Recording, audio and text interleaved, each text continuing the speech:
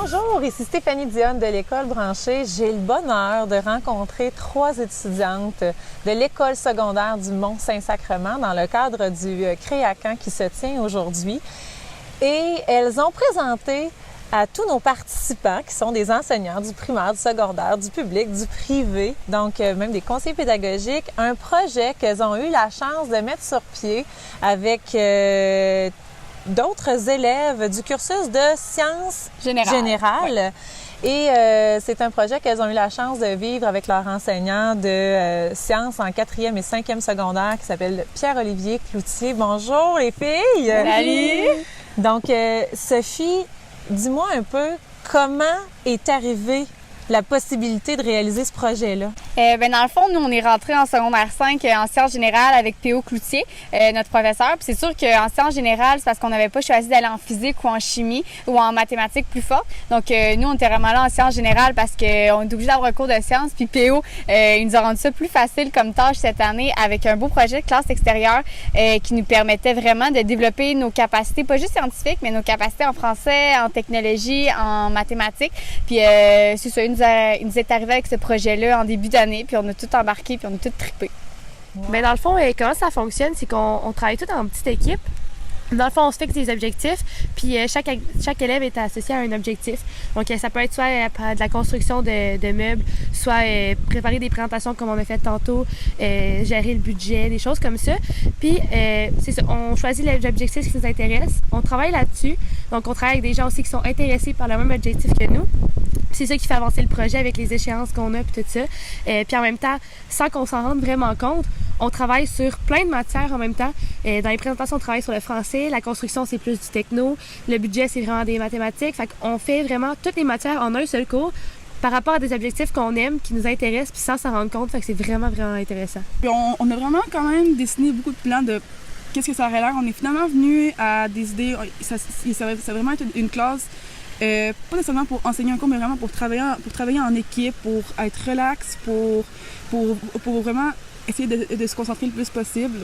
Finalement, c'est comme une classe flexible que vous avez conçue vous-même en allant chercher du budget, puis en réalisant plusieurs scénarios, idées en collaboration avec vos pairs.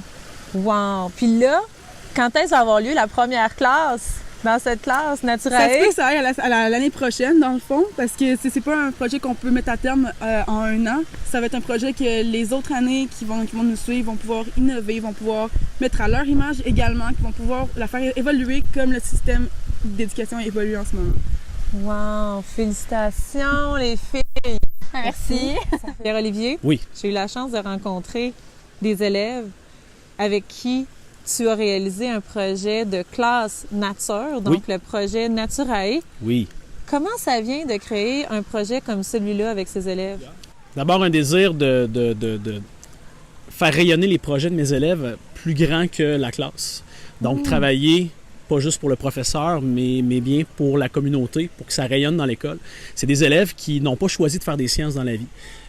Et moi, mon désir, c'était vraiment de les raccrocher à du concret. De les raccrocher à la science, leur montrer que dans le fond, les cours de sciences, ça sert à être curieux, ça sert à être intuitif, ça sert à être créatif. Et ça, c'est des choses qu'on perd des fois dans les préalables collégiaux, dans nos cours de secondaire 4 avec les épreuves ministérielles. Fait que ça vient de ce désir-là, ça vient du désir aussi d'évaluer autrement. Que mes élèves n'aient pas l'impression de toujours recracher du contenu dans des épreuves qui sont standardisées. Et aussi, évidemment, de les faire manipuler beaucoup. Parce que de la science sans manipulation, c'est totalement insensé. Donc, tu les as amenés à vraiment vivre dans la réalité un projet dans lequel toi, tu retransfères les connaissances, les compétences qu'ils ont à développer dans ces cours-là. Exact. Dans différents niveaux, les filles en ont parlé tout à l'heure, que ce soit mathématiques, français, et même cette année, l'intention, c'était de greffer de l'entrepreneuriat. Il faut ramener cet esprit-là entrepreneurial dans les classes. Ça se fait au primaire. Et là, moi, c'était de constater qu'est-ce qu'on a perdu au secondaire pour ne pas stimuler nos projets de classe avec ce principe-là, cette philosophie-là. Donc, tu as allumé cette flamme-là d'entreprendre des projets dans lesquels ils peuvent réinvestir tout ce qu'ils ont déjà acquis et bâti, puis ils sont en secondaire 5 quand même, ces jeunes-là. J'ose espérer que j'ai allumé ça, mais sinon, c'est une graine qu'on sème, puis on ne sait pas comment ça va germer, ça va fleurir. Et c'est un projet projet qui va se poursuivre dans les prochaines années Effectivement, aussi, c'est qui va l'intention. continuer de grandir. Oui, oui, que ce soit vivant comme projet pour les années à venir, évidemment. Ben, merci beaucoup, Merci à Pierre toi. Olivier, d'avoir Merci à vous. présenté ce projet-là. Merci!